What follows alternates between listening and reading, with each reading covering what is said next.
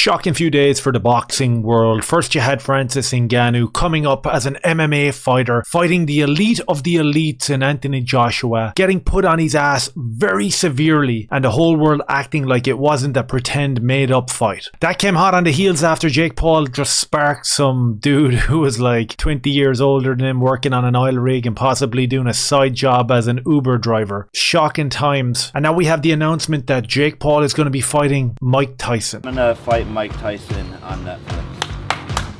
Wow. See, now that's some bullshit. A 57-year-old who can hardly breathe, suckles down weed every chance that he can get. I wouldn't have to chase this guy all around.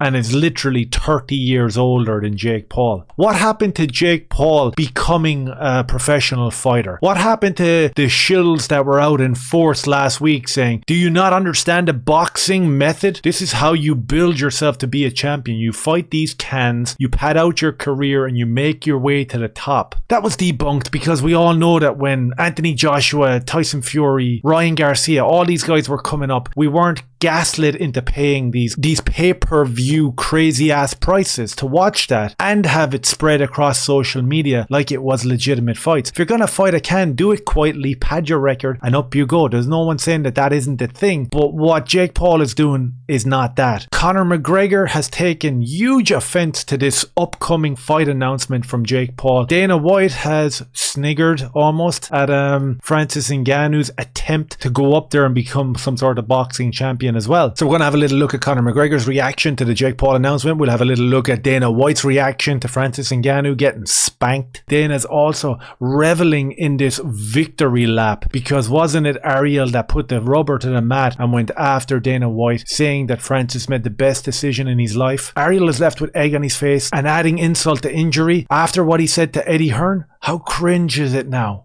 And actually, to be honest with you, but to I thought it was a terrible style for Tyson. 3 rounds? Yeah, that's what I think. It's so disrespectful. It's disrespectful. How could you make the same mistake? But how can an opinion be disrespectful?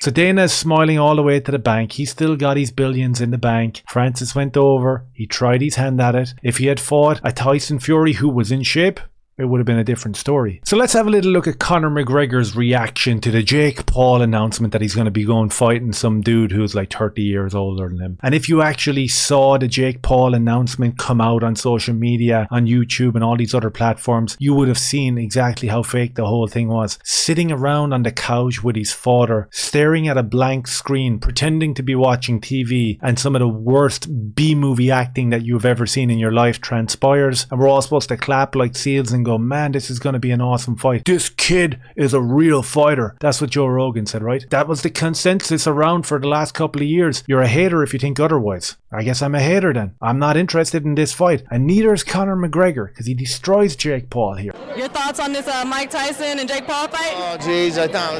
It's a bit strange. You know, is my interest? The interest is a low one. I don't know.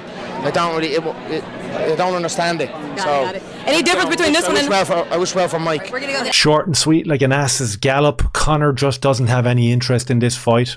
I would think that the majority of people who heard this announcement are in the exact same boat as Conor McGregor, except for the fact that they're not chazzed up to the neck during a premiere for a movie that they were just in. But he's right. Is there any interest there? Who wants to watch this fight? In terms of these like crazy spectacles where MMA fighters meet YouTubers or when YouTubers meet YouTubers, now we have Mike Tyson, who is 57 years old, fighting Jake Paul, this spoiled, rotten brat. Doesn't make sense. The only element of it that holds any sort of interest for me is the fact that it's on Netflix. That's kind of weird and interesting. Is this going to be an ongoing thing with Netflix? Is this where we're going to go to watch our live events? Especially if they're padded out events with influencers and losers like Jake Paul. Be an interesting spot for them to land right over on Netflix. So Conor doesn't have any interest in that fight. I don't have any interest in that fight. I'm not sure what the kind of majority of people are saying online. I haven't looked too deep into it. Very, very strange. And it's also very strange to see Dana's reaction to Francis getting knocked out. Let's have a little look at that. Did you see the match, the boxing match last night? Did you talk to Eddie after it?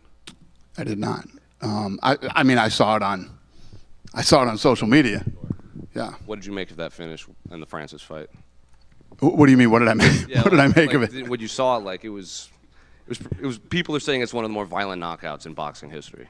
Yeah, I mean, going into the Fury fight, if Fury trained for the fight and didn't show up and, look like he ate Tyson Fury, that's probably the way that fight would have ended too. I mean, listen, the crossover, you know how I feel about crossovers into boxing, and that's how they end, just like that.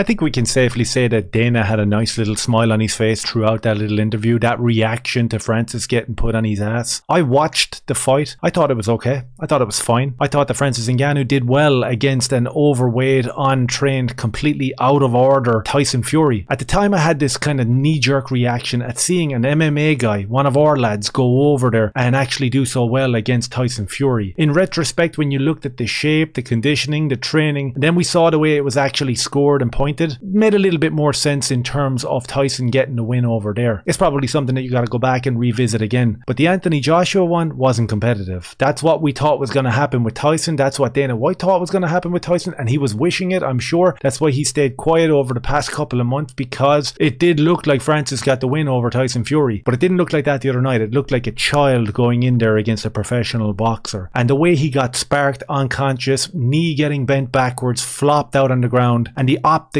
then absolutely shocking for him as a guy who was talking about going on and becoming pound for pound best boxer on the planet and all that sort of trash. He was left in a slump in the corner with an oxygen mask on. I'm sure Ariel Helwani had his face planted into his hands during that one, because again, the shit that he talked at Dana, the shit that he talked at the MMA community in general, the shit that he talked at Eddie Hearn, this guy was all in on Francis becoming the champion, and not for the reasons that he says it is, where it's like, I'm this good person, I'm just looking out for a guy who came from the mines and came illegally into a country and built himself all the way up there. Grand, whatever, cool story, it is what it is, don't really have any interest in it. The thing is, you wanted to get your little dig in at Dana, you wanted to turn the screw and point out and spit in the face of the MMA community and say that you were right, you were smarter, he did do a better job. You went after your good buddy Chael during this whole argument and fiasco, and almost ended up in a physical altercation, having to bring in the likes of a Jorge Masvidal to back you up. And now you got egg on your face. Your boy got spanked the other night. Going off that performance, it doesn't look like he has any place within the boxing scene. That's just an opinion, especially when you're on the ground slumped over with an oxygen mask after a round and a half, and everybody thought that you were going to be the pound for pound champion. So an interesting week. We've got Conor McGregor not really feeling the Jake Paul versus Mike Tyson fight, as most people don't. We have Dana White slyly smiling at the fact that Francis Ngannou got knocked out, and that's exactly what I thought would happen. That's what he said, right? Let me know your thoughts down below on the Jake Paul and Mike Tyson bout. Let me know what you think about Conor twitching and jumping all over the red carpet during the Roadhouse premiere. That was fairly interesting as well. That's a video all of itself. And let me know what you think of Dana White smiling and bursting inside with joy because he knows that Ariel thought that he could get one up on him and it didn't work out.